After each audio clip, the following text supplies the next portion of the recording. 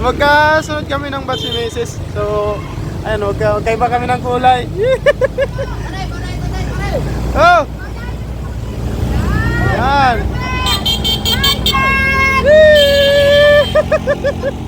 Ganito talaga kapag dalawang grupo yung pinakikisamahan mo. Tapos, ito na nangyari. Oh.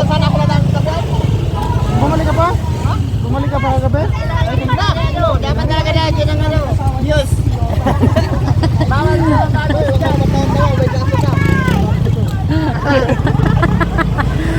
Ay, kaya pala hindi siya makaka-attend sana? Oo.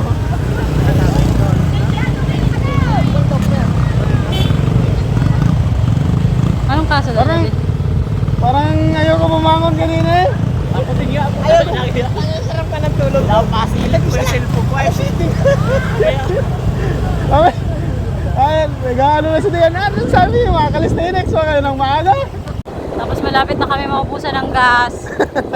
Kakainom niya kagabi, hindi na nakapagpagas. Hindi, abot pa yan. Makakabalik pa tayo nito. Ayun o, nasa ano naman tayo, nasa batch 2009 na naman tayo ngayon. Mamaya-maya doon naman tayo lipat sa 2008 kasi ano, kabatch si Mrs. nandun sa 2008.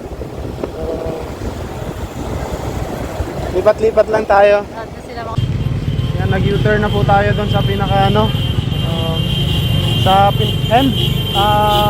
pinakadulo na ng bukal. Ano?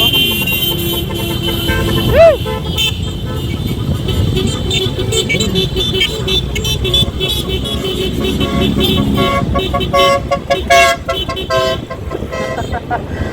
Saya.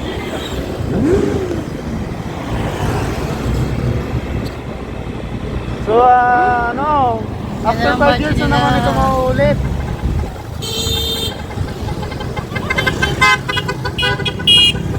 After 5 years na naman ito mauulit. Yan, so kailangan natin mag-U-turn dito.